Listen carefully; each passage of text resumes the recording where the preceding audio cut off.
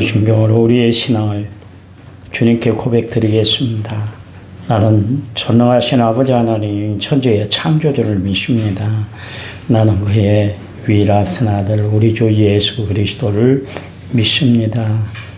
그는 성령으로 잉태되어 동정녀 마리에게서 나시고 본디오 빌라도에게 고난을 받아 십자가에 못 박혀 죽으시고 장사된 지 사흘 만에 죽은 자 가운데서 다시 살아나셨으며 하늘에 오르셔 전능하신 아버지 하나님 우편에 앉아 계시다가 거기로부터 살아있는 자와 죽은 자를 심판하러 오십니다.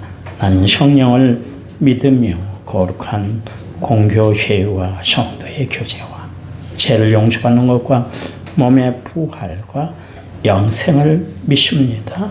아멘. 찬송가 325장입니다. 325장. 찬송가 325장.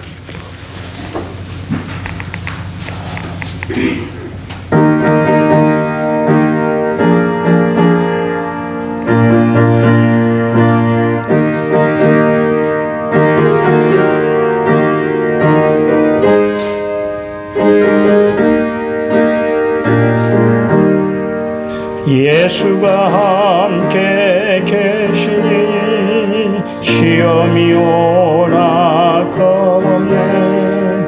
기쁨의 근원 되시는 예수를 위해 삽시다. 날마다 주를 섬기며 언제나 주를 기리고 그 사랑 안에 살면서 딴 길로 가지 맙시다. 이 세상 사는 동안에 주 이름 전파하면서 무한한 복락 주시는 예수를 위해 삽시다. 날마다 주를 섬기며 언제나 주를 기리고 그 사랑 안에 살면서 딴 길로 가지 맙시다. 이 세상 친구 없어도 예수는 나의 친구니 불의한 일을 버리고 예수를 위해 삽시다. 날마다 주를 섬기며 언제나 주를 기리고 그 사랑 안에 살면서 딴 길로 가지 맙시다. 주께서 심판하실 때 잘했다 칭찬하리니 이러한 상급받도록 예수를 위해 삽시다. 날마다 주를 섬기며 언제나 주를 기리고 그 사랑 안에 살면서 딴 길로 가지 맙시다. 성경 말씀입니다. 야고보서 1장 12절. 야고보서 1장 12절. 신약성경 371쪽에 있습니다. 야고보서 1장 12절 우리 한 음성으로 같이 읽겠습니다. 시험을 찾는 자는 복이 있나니 이는 시련을 견디어낸 자가 주께서 자기를 사랑하는 자들에게 약속하신 생명의 면류관을 얻을 것이기 때문이라. 아멘. 찬양 부릅니다. 찬양집 33번 이제 내가 살았다.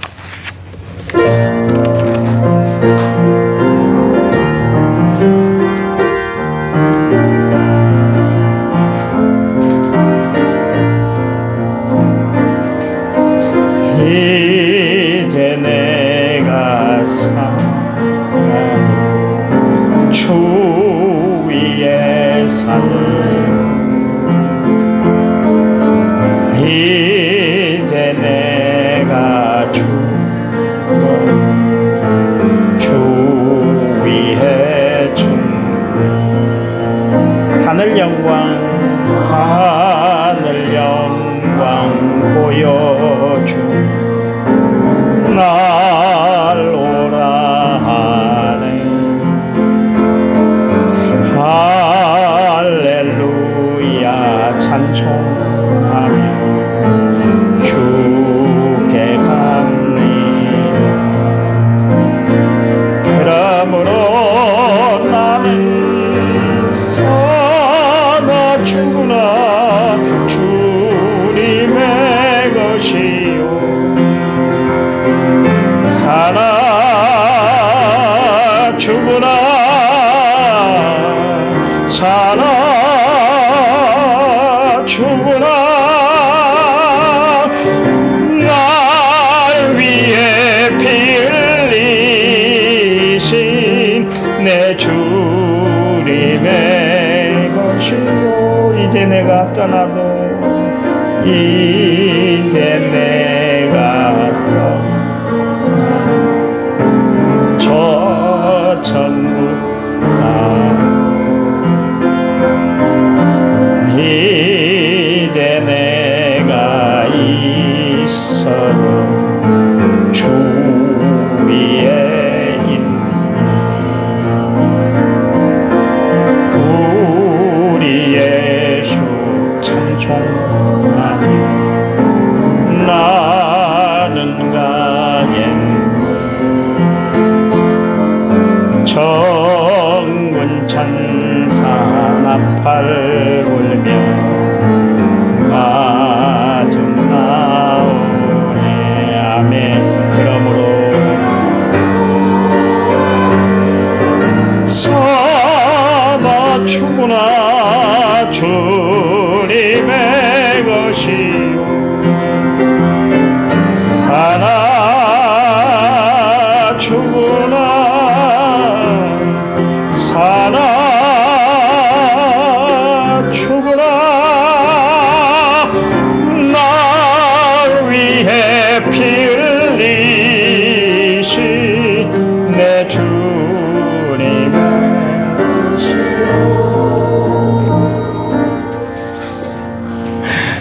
주님의 것인 줄 믿으시기 바랍니다. 1,000번째 7,107번째 임으로 제가 드렸고요. 박상현 선생님 감사합니다. 믿습니다. 6번째 7번째 1,000번째 임을 드렸고 성교원금을 무명으로 드렸습니다. 하나님 감사합니다. 주님과 함께 시작하는 하루가 은혜롭고 기쁨이 넘치고 감사가 가득하게 해주시기 원합니다. 오늘 하루 살아갈 때 소망 중에 인내하게 하시고 사랑과 공유한 마음을 품고 모든 사람들을 정말 은혜로 감사하는 오늘 하루가 될 수 있도록 도와주시기 원합니다. 1,000번째 예물을 드렸습니다. 하나님 늘 삶 가운데 주의 평강이 우리 박 선생님에게 함께 할 수 있도록 도와주시기만 원합니다. 아버지가 가졌던 신앙, 어머니가 늘 소망하는 하나님을 향한 그 깊은 믿음이 아들에게 다시 전수될 수 있도록 도와주시기 원합니다. 그 가정 하나님이 형통의 복으로 함께 할 수 있도록 도와주시기만 원합니다.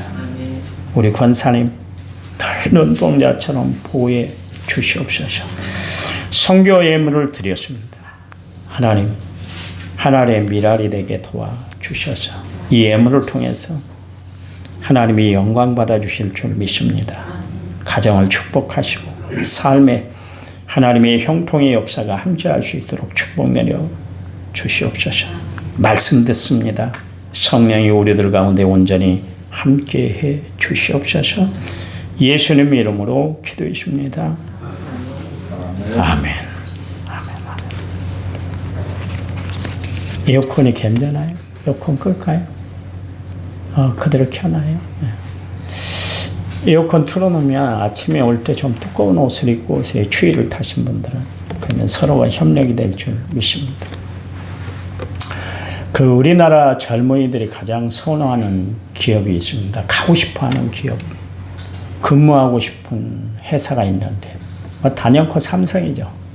삼성입니다.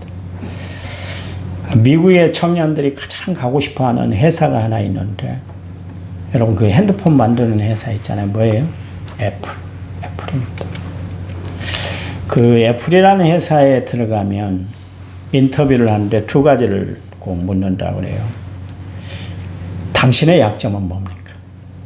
보통 뭘 할 수 있어요? 우리 회사 와서 도대체 무슨 일을 하려고 하십니까? 이걸 먼저 선제적으로 묻잖아요. 그런데 애플은 그렇지 않다고 그래요. 당신의 약점이 뭡니까? 누구든 약점은 다 가리고 싶어 하잖아요. 약점을 보완하기 위해서, 아킬레스건을 보완하기 위해서 얼마나 우리가 예수가 힘씁니까? 공부하는 이유도 세상 살아가려면 세상 사람들에게 무시당하지 않고 좋은 회사 들어가기 위해서 공부를 하는 거 아니겠습니까? 그렇잖아요. 두 번째는 당신은 지금까지 살아오면서 삶의 실패를 얼마나 했습니까? 이 두 가지를 묻는데 좀 엉뚱하죠. 그렇게 묻는 이유가 있습니다. 그 실수를 인정하는 사람이 성공할 수 있기 때문에 그래요. 사람들은 좀처럼 해서 내 실수를 인정하려고 안 해요. 여러분 한번 같이 살아온 부부간에도 그렇잖아요. 뭐 실수한 일들을 이렇게 지적하면 참 듣기 싫어합니다. 내가 언제 그랬어? 그런 이야기 하려면 이 얘기도 꺼내지 마. 그러면서 막 화를 발끈 내거든요. 사람들은. 내 실수를 분명히 했는데도 불구하고 그거 인정하기로 참 쉽게 하들 않습니다. 보세요. 첫 인간 아담이 하나님 앞에 실수했잖아요. 선악과를 따먹지 말아라. 그랬는데 따먹었어요. 그래서 얘 너 따먹었어? 물어봤더니 아예 하나님이 만들어주신 저 여자 때문에 그랬잖아요. 하와에게 물었어요. 너 왜 그렇게 따먹고 남편에게까지 그걸 건네줘서 서로 죄짓게 만들어서 그랬더니 뱀이 꼬셨잖아요. 내가 잘못했어요. 죄송합니다. 회개합니다. 이러진 않는다. 하나님이 다윗을 사랑하신 이유 중에 하나가 뭐냐면 사람들은 죄를 지적받으면 막 빠져나갈 국리를 먼저 하잖아요. 내가 언제 그랬어? 나 그런 일 없어. 그러면 발뺌하잖아요.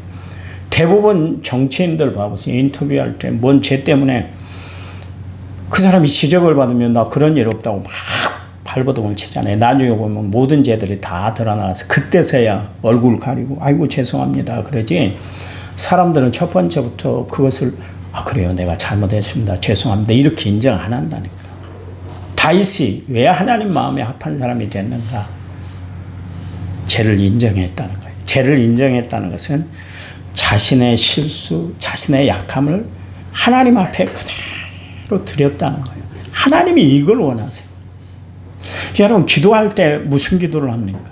보통 우리가 주일날 대표 기도를 시키면 대부분 하는 분들이 기도를 그렇게 하잖아요. 하나님 일주일 동안 우리가 하나님 말씀대로 살지 못했다가 이렇게 나왔습니다.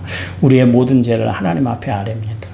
요한일서 1장 9절 말씀처럼 우리의 죄를 다 토설해내면 고백해내면 미쁘시고 의로운 그 주님이 우리를 모든 불의에서 깨끗하게 해주신다 그랬잖아요. 그러니까 하나님은 어떤 사람을 원하시는가? 자신의 실수를 인정할 줄 아는 사람, 어려움에 처해 있을 때 주의 도움을 구하고 살아갈 줄 아는 사람. 내 패심으로 살아가는 것이 아니라 하나님의 은혜로 살려고 노력하는 사람을 하나님은 찾도록 찾고 그 사람들을 의롭다 인정함을 받게 하시는 거예요. 실수가 오늘 나를 만들었잖아요. 그렇잖아요. 하나님은 오늘도 우리의 모든 허물을 다 아세요. 그런데도 불구하고 하나님은 여전히 오늘 하나님이 나를 세워주셨잖아요. 여러분 나를 세워주시는 분이 누구예요? 실수했음에도 불구하고 다시 용서하시고 다시 일어날 수 있도록 하신 분이 누구예요? 하나님이세요. 세상에는 실수하니까 용납이 되던가요? 아니요. 그건 선거판에 여러분 봤잖아요. 그 사람의 허물 실수가 드러나니까 얼마나 벌떼처럼 몰려들어서 그 사람을 깔아뭉개든지 내가 속으로 생각해도 아이고 저러려면 정치를 하지 말지 가정에 얼마나 패가 망신이요 부끄러운 일이요.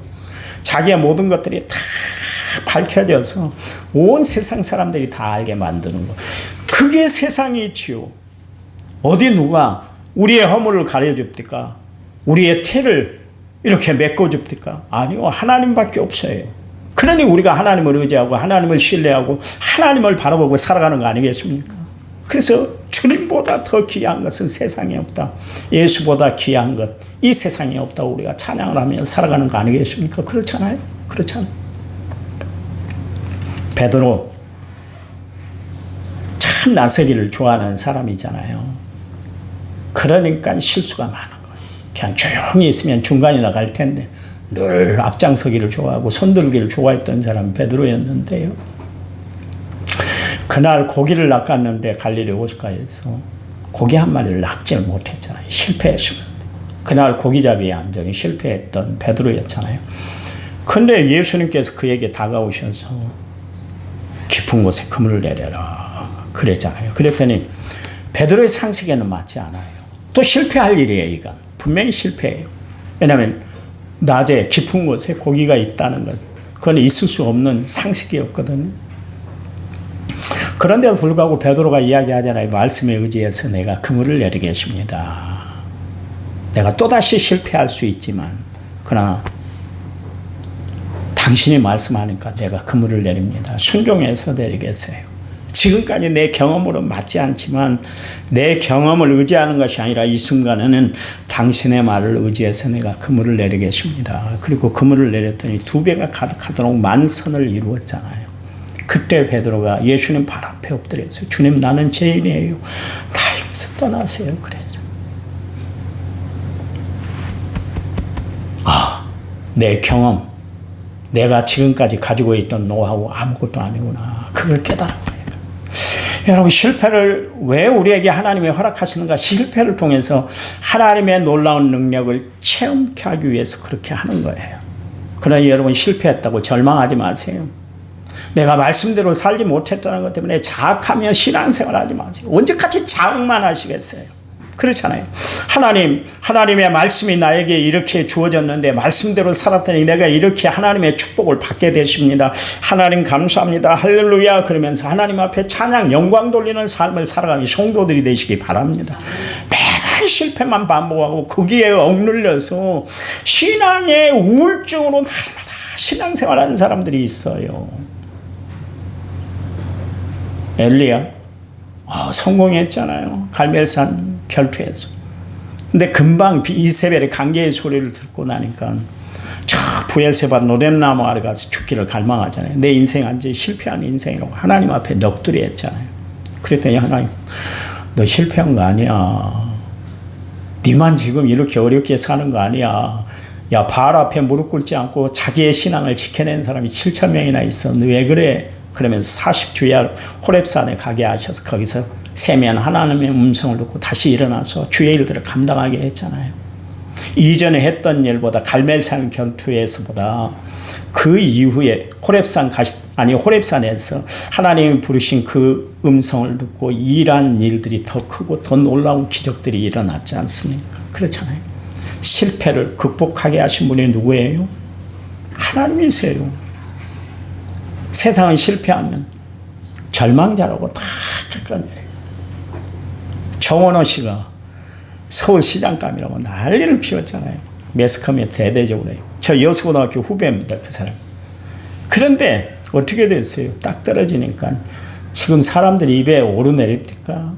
잊혀진 존재가 돼버렸어요. 세상은 그래요. 세상. 베드로가 예수님이 십자가에 못 박혀 내가 고난당할 거야. 그랬을 때 베드로가 예수님께 간청했잖아요. 주님 그런 일이 있을 수 없어요. 그런 일이 있을 수 없어요. 내가 보디가드잖아요. 내가 지켜줄 거예요. 다 믿어보세요. 지금까지 내가 주님께 믿음 하나로 이렇게 버텨왔잖아요. 3년 동안 내가 뭐 보고 따라갔어요.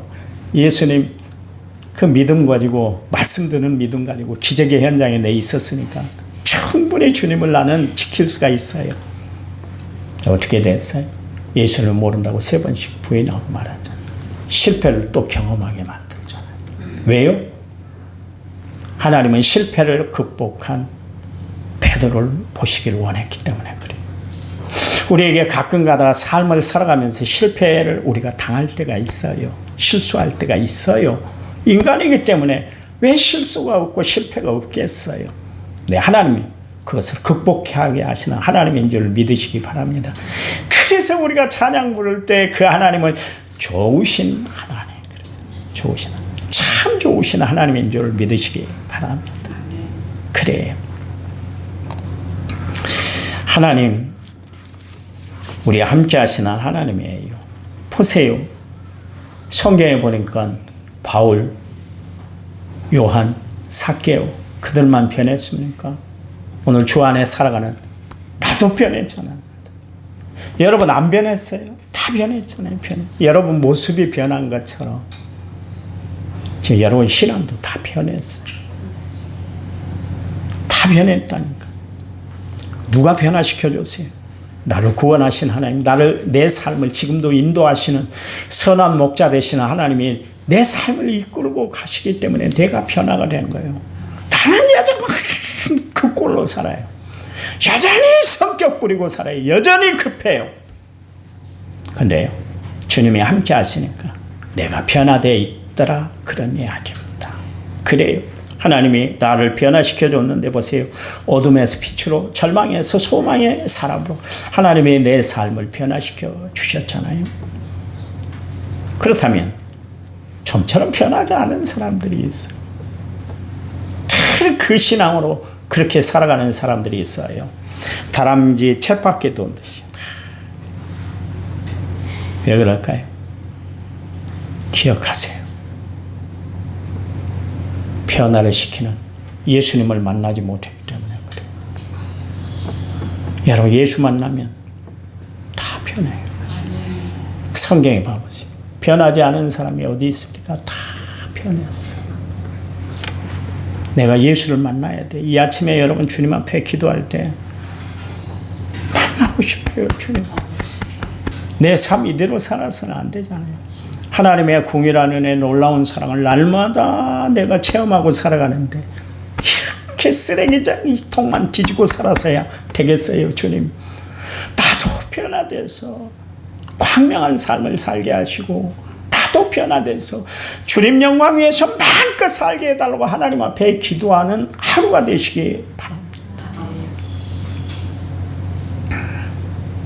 바울이 변하지 않는 자신의 모습을 얼마나 고통스러워했어요. 그게 이제 로마서 7장 후반절에 나오잖아요. 오라 나는 공고한 사람이로다. 이 사망의 몸에서 누가 나를 건져낼까. 고통의 시간을 보냈어요. 그랬더니 로마서 8장 1절에서 2절 말씀에서 그러므로 이제 그리스도 안에 있는 자에게는 결코 정죄함이 없나니 이는 그리스도 안에 있는 생명의 성령의 법이 죄와 사망의 법에서 너희를 해방하였습니다. 무슨 이야기예요? 바울도 자신의 육신의 문제 때문에 어찌할 바를 모르고 막 고민하고 갈등하고 고통스러워하고 있을 때 그가 깨달은 것이 뭐냐면 내 힘으로 하나님이 원하시는 믿음의 분량만큼 살 수 없다는 것을 알았어요. 그래서 하나님을 어떻게 해야 돼요? 막 몸부림칠 때 그가 깨달은 것이 뭐냐면 성령이 나를 이끌어 주셔야 되는구나. 그랬어요. 여러분, 내 자신을 내 자신에게 맡기고 살아가는 인생이 아니라 주님께 맡기고 살아가시기 바랍니다. 성령께 여러분 몸과 마음을 드리고 살아가는 성도들이 되시기 바랍니다.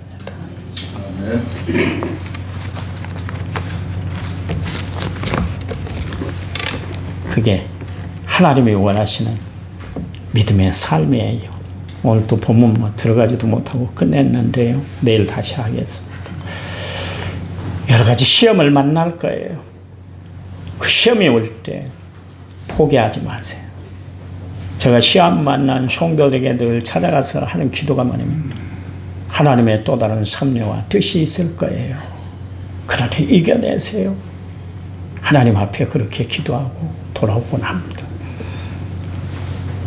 시험은 하나님이 주신 시험은 나의 영적 성장을 위한 하나님의 또 다른 수단과 방법과 해결책인 줄 믿으시기 바랍니다. 하나님 감사합니다.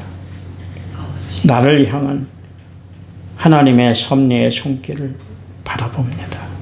주를 의지합니다. 하나님을 신뢰합니다. 주의 도우심을 구합니다.